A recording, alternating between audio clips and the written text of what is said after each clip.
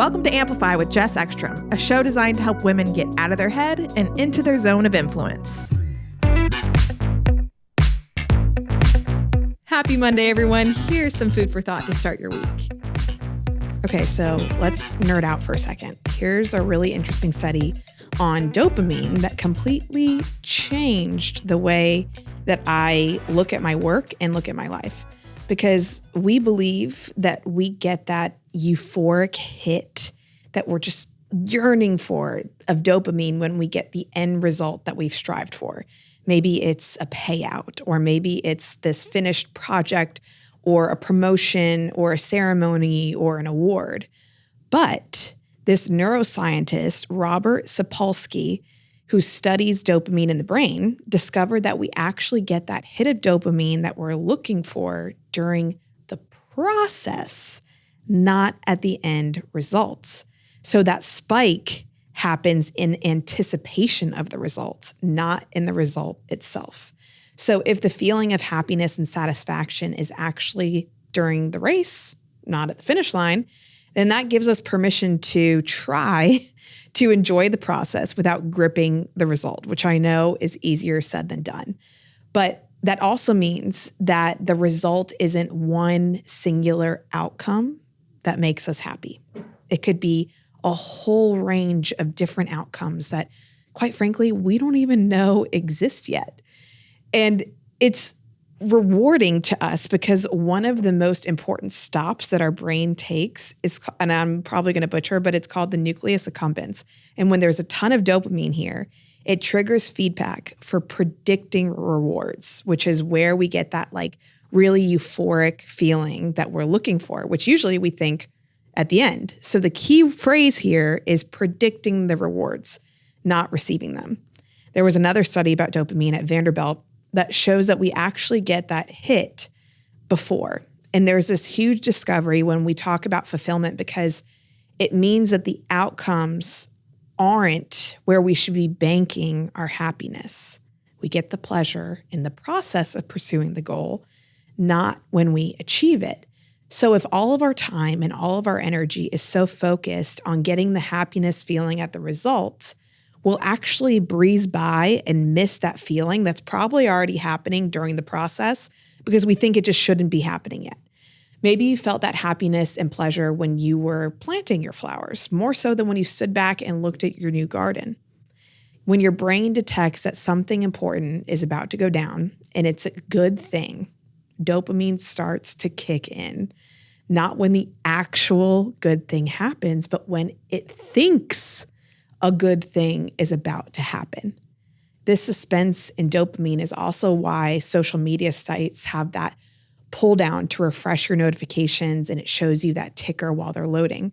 Social media sites could easily just populate those notifications without the refresh. The technology is there, but they want you to get that hit of dopamine as that little wheel is scrolling and waiting for your notifications to kick in.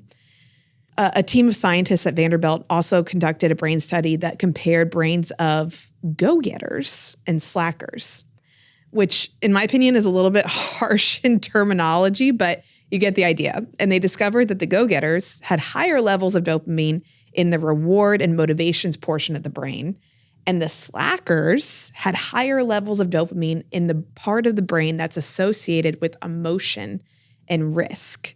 So this study also showed that successful people, quote unquote, successful people had higher levels of dopamine in high stress situations, which means that quote unquote, successful people find ways to kick their motivation into high gear in challenging moments and maybe find ways to actually enjoy the challenge, looking at like a puzzle to be solved.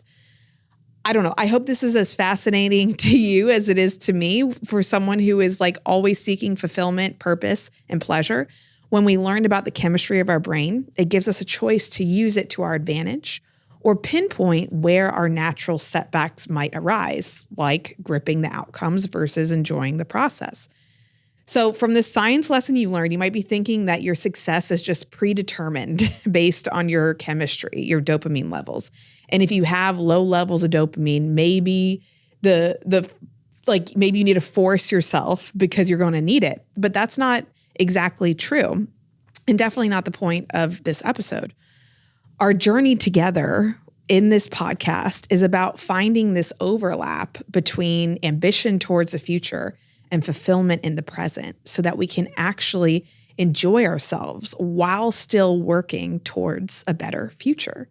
And to do that, we actually have to rewire our brain and the way that we think about work, rewards, success, and achievement. And when we do that, we actually change the anatomy of the dopamine in our brain. When we truly put intention behind our reactions, our responses, our thoughts, our just daily actions, it's like it all gets put into this one big chocolate sundae. But imagine if you had all the good stuff in your sundae. You had the ice cream, the sprinkles, the hot fudge, and then someone put a tablespoon of Texas Pete right on top of it. And even though it's just a tablespoon and you still have this massive sundae and it's not the whole bottle, it's still one drop that seeps into all of the good stuff. And our brains can be exactly like that. We have so many good things floating around. And when we have one habit, or thought or belief, it can be like that Texas Pete and an ice cream sundae. That's one drop that can ruin the whole thing. Fulfillment is rarely about the outcome, but much rather how we enjoy getting there. So we need to start rewiring our brain and our thinking to enjoy the process instead of gripping the result. I'll leave you with this. Most of the time, the reward you're looking for is within the process, not the result. So let's learn to love the process and the results will come. Thanks for listening to Amplify. If you are a fan of the show, show us some podcast love by giving us a rating and review. And give us a follow at Mic Drop Workshop and at Jess Ekstrom. Coming up on Amplify.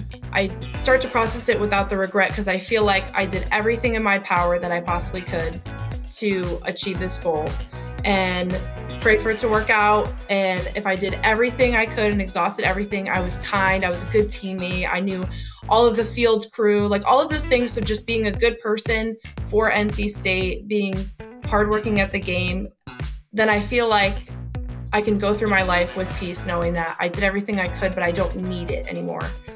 This episode was edited and produced by Earfluence, and I'm Jess Ekstrom, your host. Remember that you deserve the biggest stage, so let's find out how to get you there. I'll see you again soon.